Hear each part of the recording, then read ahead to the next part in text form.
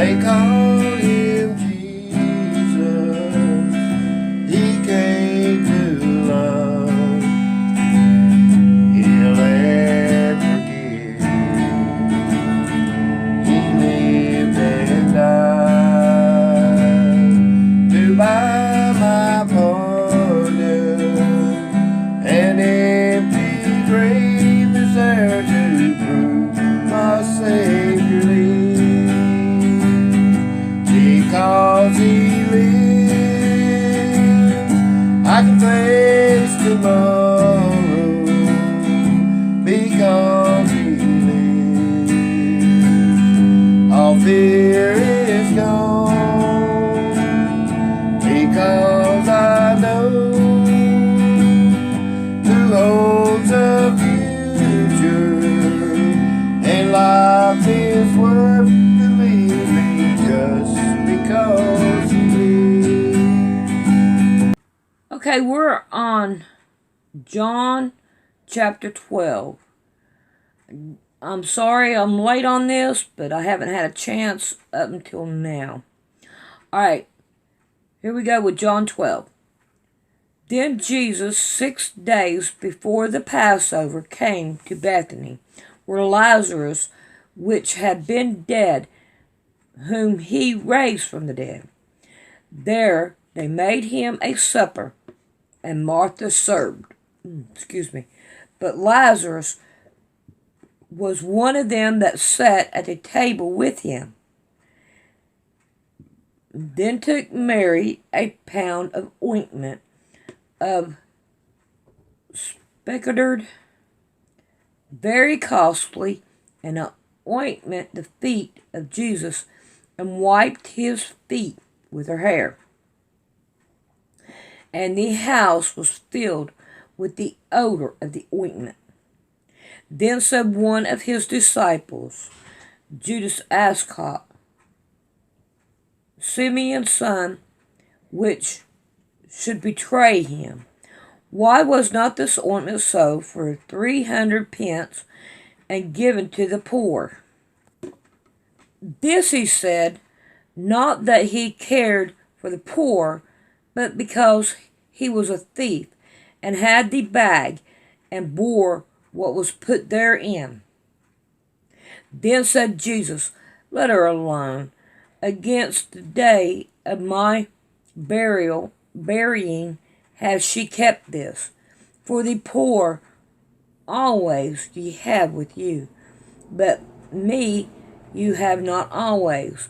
Much people of the Jews therefore knew that he was there, and they came not for Jesus' sake only, but that they might see Lazarus also, whom he had raised from the dead. But the chief priests consulted that they might put Lazarus also to death, because that by the reason of him many of the Jews went away and believed on Jesus. Wow. I don't remember reading that the first time I read my Bible. This makes the second time I've read it through all the way. But I used to do a lot of words. Okay. On the next day, much people that were come to the feast, when they heard that Jesus was coming to Jerusalem, took branches of palm trees and went forth to meet him and cried, Hosanna! Blessed is the King of Israel that cometh in the name of the Lord.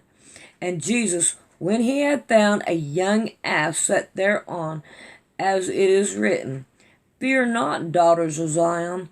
Behold, thy king cometh sitting on an ass colt. These things understood not his disciples at the first. But when Jesus was glorified, then remembered they that these things were written of him, and that they had done these things unto him. The people, therefore, that was with him, when he caused Lazarus out of the grave, and raised him from the dead, bore record.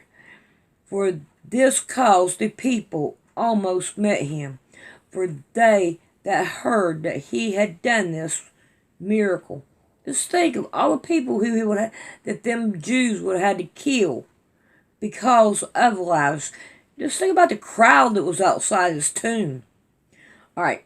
The Pharisees therefore said among themselves, Preserve ye how ye prevail nothing. Behold, the world is gone after him. And there are certain Greeks among them that came up to worship at the feast. These same came before Philip, which was of Bethsaida of Galilee, and desired him, saying, Sir, we would see Jesus. Philip cometh, and telleth Andrew, and Andrew and Philip tell Jesus. And Jesus answered them, saying, The hour is come, that the Son of Man should be glorified.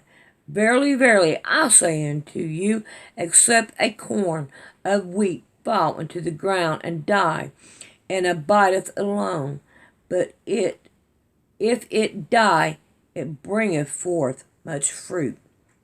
So Jesus is saying, I'm going to bring a lot of fruit when I go to the cross. There's going to be a lot of people that come to him. And I would believe that there was. But what happened between here, there, and here? Remember, this is Satan's world, but redeemed by Christ. And I think it's kind of funny, not in ha-ha funny, but seriously funny that all these people are still following him and all, and he's telling them all this. All right, he that loveth his life shall lose it. Look, if you speak the truth, you're going to lose your life. You're not going to have any friends. You're not going to have anybody that will really stand behind you. All right. And he that hateth his life in this world shall keep it unto life eternal. If any man serve me, let him follow me. And where I am, there shall also my servants be. If any man serve me, him will my Father honor. Now is my soul troubled, and what shall I say? Father, save me from this hour. But for this cause came I unto this hour. Now, let me also put in here, you got Matthew, Mark, Luke, and John, and all of them sees it from a different perspective, a different way, and they are telling you their way that they see things. All right, Father, glorify thy name. Then came there a voice from heaven saying, I have both glorified it, and I will glorify it again. The people, therefore, that stood by and heard it, said that it thundered. Others said, an angel spoke to him. So yeah, I can agree to that. Thundering and angels, yeah. Because he wants some people to hear and some people not to hear. He is going to glorify himself either through the thunder or by the angels. That would be kind of spooky in a way to hear the thundering, but you hear God's voice instead. Ooh, I would love to hear that. Oh, I would love to hear that. All right. Jesus answered and said, This voice come not because of me, but for your sake. Now is the judgment of the world. Now shall the prince of this world be cast out. Now this is where, when Jesus Christ went to the cross, this is where he had bound Satan. But you got to remember, there was a certain amount, a third of the angels that were cast out with Satan. So you have all them cronies still roaming this earth. All right. And they're trying to bring him back now. All right. And if I be lifted up from earth, will draw all men unto me. This he said, signifying that death he should die. And the people answered him, We have heard out of the law that Christ abideth forever. And how sayest thou, the Son of Man must be lifted up? Who is the Son of Man? And Jesus said unto them, Yet a little while is the light with you.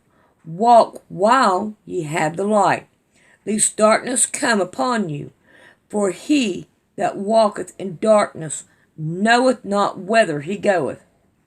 While ye have light, believe in the light, that ye may be the children of the light. Those things spoke Jesus, and departed, and did hide himself from them. But though he had done so many miracles before them, yet they believed not on him, that the saying of Elias the prophet might be fulfilled, which he spoke, Lord, who hath believed our report? And to whom hath the arm of the Lord been revealed? Therefore they could not believe, because that Elias said again, He hath blinded their eyes, and hardened their heart, that they should not see with their eyes, nor understand with their heart, to be converted, and I should heal them. These things said Elias when he saw his glory, and spoke of him. Nevertheless, among the chief rulers also many believed on him, but because of the Pharisees they did not confess him, lest they should be put out of the synagogue. It's like I was saying yesterday on the live stream. If they was to say, hey, I know who you are Jesus Christ, the Son of God, I've read of you, then they would be thrown out of there. All right.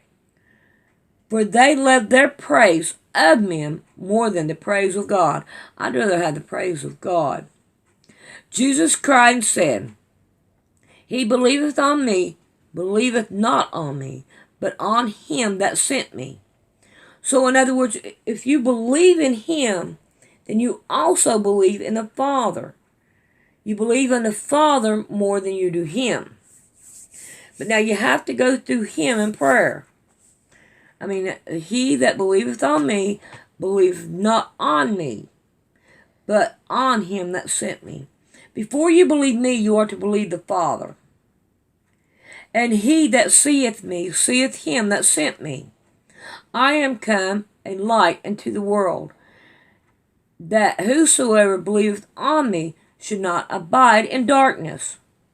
And if any man hear my words, and believe not, I judge him not. For I come not to judge the world, but to save the world. He that rejecteth me, and receiveth not my word, has one that judges him. The word that I have spoken, these same shall judge him in the last day. For I have not spoken of myself, but the Father which sent me. He gave me a commandment that I should say, and what I should speak. And I know that his commandment is life everlasting. Whatsoever I speak, therefore, even as the Father, even as the Father said unto me, so I speak. All right, we'll read chapter 13. How many more we got? We got 14, 16, 17, 18, 21. We got to 21. So we still got a couple pages to go here. All right, I'll see you all later. A lot of hugs and kisses to you. If you would like to donate to Poor Man's Sewing, come down here to Poor Man's Sewing. Then come up here and look for About. And right here you can donate to the channel. And every donation is really appreciated. We thank you very much, and I hope you have a blessed day.